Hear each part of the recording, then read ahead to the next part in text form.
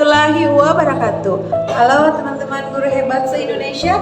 Saya Yuliarti Pemimalaha, berasal dari SMA Negeri 2 Raha, Kabupaten Muna, Sulawesi Tenggara.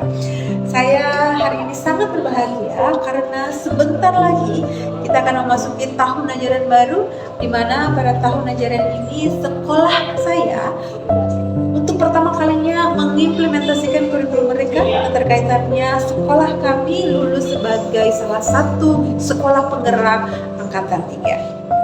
Teman-teman se-Indonesia, hari ini saya berada di ruangan yang sengaja saya desain dengan menggunakan aset abiotik sekolah. Ruangan ini sebenarnya ruangan kosong yang sudah tidak terpakai. Kemudian saya atas persetujuan pihak sekolah, saya desain menggunakan menjadi kelas belajar saya yang saya namakan sebagai kelas bahagia. Di ruangan inilah yang nantinya siswa saya masuk ke kelas ini dengan perasaan bahagia karena suasana kelas yang tidak seperti biasanya. Tidak hanya guru yang berada di depan, tetapi kita di sini bisa berkolaborasi, berinovasi, berkreasi sesuai dengan gaya belajar anak masing-masing. Nah, pada kesempatan ini juga saya akan mengajak teman-teman semua untuk melihat suasana kelas yang baru yang akan digunakan di pembelajaran kurikulum mereka, khususnya di pelajaran saya, pelajaran bahasa Inggris. Yuk.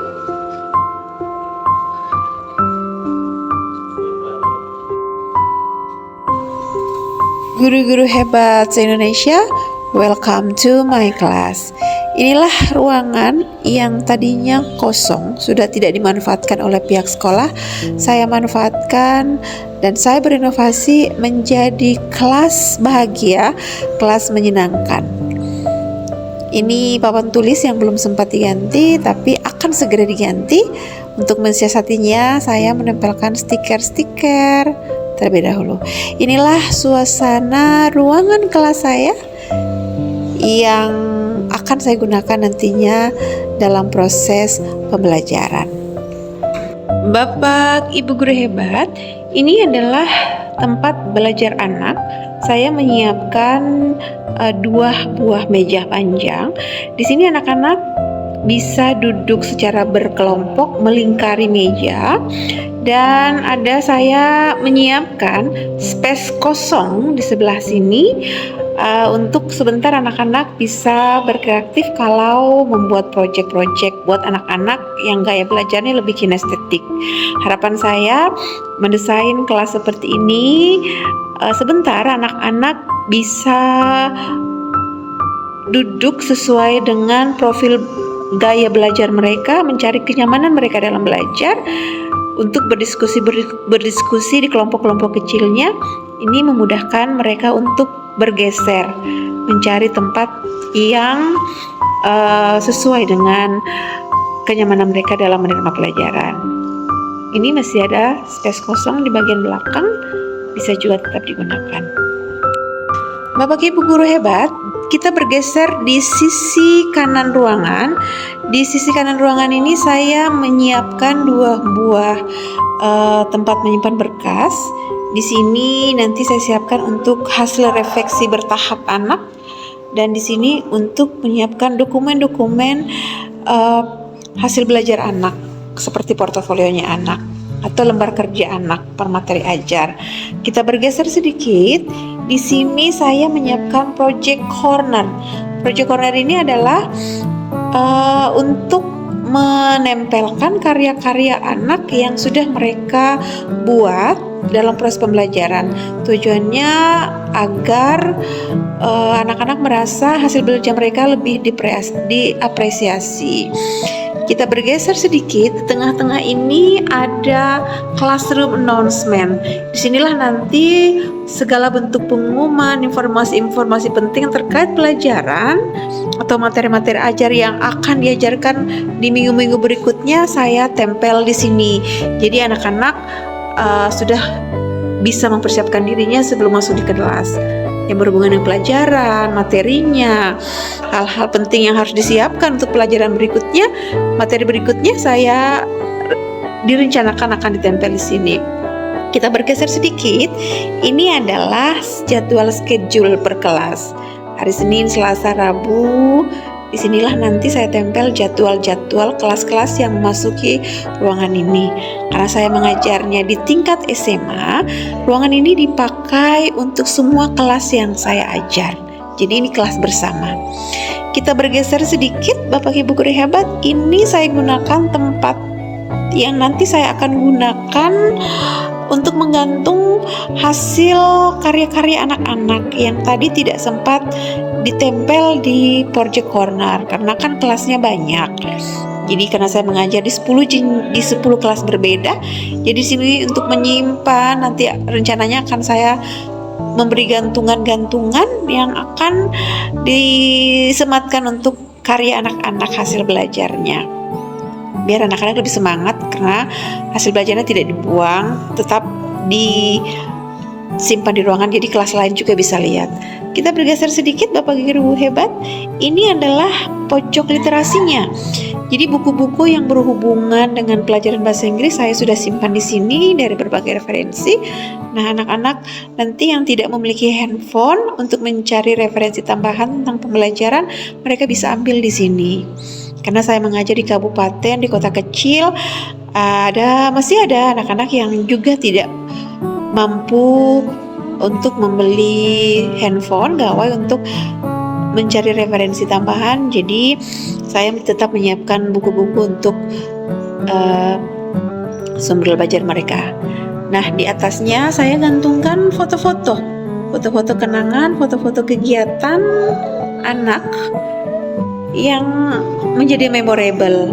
Ini kegiatan-kegiatan dari kakak-kakak kelas mereka yang sudah naik di kelas 2. Jadi saya tempelkan di sini biar mereka adik-adik kelasnya nanti yang masuk termotivasi bahwa semua proses-proses kegiatannya ditempel.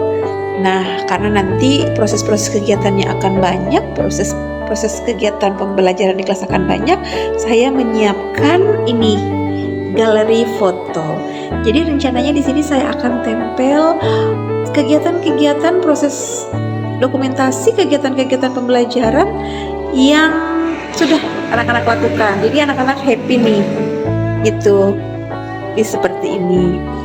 Jadi kegiatan-kegiatan mereka pada saat presentasi, bikin project, belajar, diskusi, ini saya dokumentasikan dalam bentuk foto dan akan saya tempelkan di sini rencananya. Di atas saya membuat satu buah baliho untuk menstimulus anak. Bagaimana sih caranya untuk meningkatkan pembelajaran bahasa Inggris? Karena saya belajar bahasa Inggris, ini saya sengaja mendesain dengan warna yang cerah, warna yang terang. Jadi kalau anak-anak masuk bisa langsung lihat. Oke. Di tengah-tengah ruangan seperti ini, Bapak Ibu guru hebat, saya membuat spot di tengah seperti ini. Tujuannya nanti anak-anak boleh berfoto di sini kayak spot-spot foto untuk mendokumentasikan hasil karya mereka. Karena sebentar setiap mereka saya rencanakan setiap selesai habis materi mereka memposting karya mereka di media sosial mereka masing-masing. Jadi ini bisa dijadikan tempat spot foto. Di belakang, di atasnya saya sematkan baliho yang memuat dimensi profil pelajar Pancasila. Saya juga mendesain dengan warna yang terang supaya anak-anak bisa melihat setiap hari dimensi-dimensi yang memperkuat karakter mereka. Kita bergeser sedikit Bapak Ibu. Di sini saya menyiapkan papan yang disebut Hope and Word.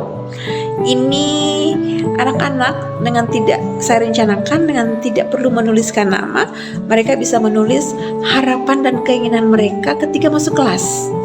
Ditempel di sini, jadi saya bisa melihat harapan dan keinginan mereka. Mereka tidak harus menuliskan namanya, gitu. Direncanakan seperti itu. Kemudian kita bergeser sedikit, saya menyiapkan refleksi box. Refleksi box ini adalah mereka bisa bahan refleksi untuk saya sebenarnya, untuk konsumsi saya.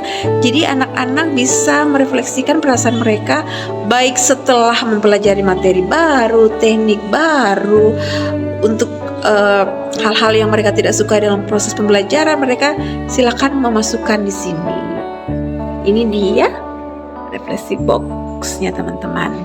Jadi setiap minggu atau setiap selesai kelas berakhir, saya biasanya mencek refleksi box ini untuk melihat apa sih perasaan anak-anak setelah belajar, apa yang harus saya rubah supaya pertemuan berikutnya saya tidak melakukan hal yang sama yang tidak mereka senangi, atau yang saya melakukan sesuatu yang mereka senangi, harapkan.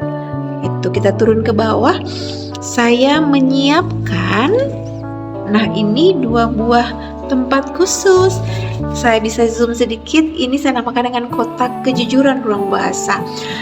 Kenapa harus ada ini? Pemikiran saya seperti ini, karena ruangan ini ditempati oleh 10 kelas yang berbeda secara bergiliran. Kadang-kadang anak-anak suka melupakan pulpennya, alat penghapusnya, mistarnya, bukunya. Jadi untuk kelas berikutnya yang masuk, ketika mereka mendapatkan barang yang bukan milik mereka, mereka bisa meletakkan di sini. Jadi anak-anak tidak perlu lagi kerepotan mencari barangnya yang hilang. Mereka sudah tahu tempatnya di sini. Pasti kalau tertinggal, siapapun yang menemukan, jika bukan miliknya, dia akan menyimpan di sini. Bergeser berikutnya, ini adalah tempat menyimpan perasaannya. Jadi kalau perasaannya hari itu lagi sebel, lagi marah, lagi apa, mereka bisa tulis unek-unek perasaannya dan menyimpan di sini. Tentu saja tidak menyebutkan nama. Jadi saya bisa melihat moodnya anak kalau lagi belajarnya lagi tidak bagus, karena mereka sudah menuliskan perasaan-perasaan mereka di sini. Kita masuk ke pojok sebelah kiri ruangan. Ini saya menyiapkan meja panjang. Di sini saya menyiapkan alat-alat tulis untuk anak. Ini seperti inventaris ruangan ini. Jadi ada lem, ada spidol berwarna, ada pensil, ada buku-buku coret-coret, ada balok, ada buku-buku juga referensi, map yang sebentar ini bisa mereka gunakan dalam proses pembelajaran, tapi statusnya dipinjam karena ini inventaris ruangan. Jadi diletakkan seperti ini. Jadi setiap mungkin saja ada siswa yang lupa bawa pulpennya atau apa, ini mereka bisa masuk di sini. Oke, berikutnya kita bergeser lagi di lebih kiri, di pojok lebih kiri. Ini adalah mading. Saya namakan mading profil. Ini memanjang ke bawah seperti ini dengan bingkai bunga-bunga di kiri, kanan, bawah, dan atas. Penamakannya seperti ini dari jauh. Nah, ini saya peruntukkan untuk menempelkan hasil karya atau hasil belajar terbaik di tiap kelas. Jadi hanya hasil-hasil belajar yang terbaik, yang memiliki kreativitas tinggi, inovasi terbaik, ini yang saya tempelkan di sini dari perwakilan dari setiap kelas. Jadi bisa saja satu kelas itu ada satu yang terbaik, maka kan proyeknya akan disimpan di sini. Untuk proyek-proyek yang tidak disimpan di sini, itu ditempatkan di tempat yang sana, akan digantung di sana atau ditempel di pojok corner yang sana, yang ini gitu. Nah, berikutnya kita ke tampak depan. Di tampak depan ini saya menyiapkan taman kecil dari bunga plastik seperti ini. Kemudian saya lengkapi juga dengan LCD proyektor dan speaker. Tampakannya seperti ini karena anak-anak ini untuk memfasilitasi anak-anak yang gaya belajarnya lebih ke visual. Itu. Disitulah tempat saya meramu aktivitas-aktivitas saya sebagai guru. Ini seperti ini tempat depan. Dan di sisi kiri dari papan tulis yang belum sempat terganti Bapak Ibu, ini saya siapkan classroom rules-nya. Classroom rules-nya seperti ini. Nah, ini aturan-aturan yang harus mereka tepati ketika berada di dalam kelas, yang mereka harus patuhi maksud saya. Tuh. Direncanakan untuk Project Corner ini mungkin akan saya berinovasi untuk menempelkan kesepakatan kelas tambahan yang mungkin ada hal-hal yang mau mereka sepakati di awal tahun. Jadi ini nanti masih fleksibel manfaatnya. Saya kondisikan nanti melihat kondisi siswa baru saya yang akan masuk di tanggal 17, karena ini masih dalam proses orientasi. Bapak Ibu guru hebat, itulah paparan sederhana ruangan belajar saya yang coba saya buat dengan menggunakan aset abiotik sekolah yang sudah tidak digunakan lagi dalam hubungannya mendesain ruang belajar berinovasi. Semoga bisa menginspirasi teman-teman di Indonesia untuk lebih memanfaatkan aset-aset abiotik di lingkungan sekolah dalam mewujudkan cita-cita luhur pemerintah untuk menjadikan pembelajaran yang menyenangkan, sekolah menjadi tempat wisata bagi anak-anak. Salam Merdeka Belajar, terus berkarya, semangat menghadapi tahun ajaran baru.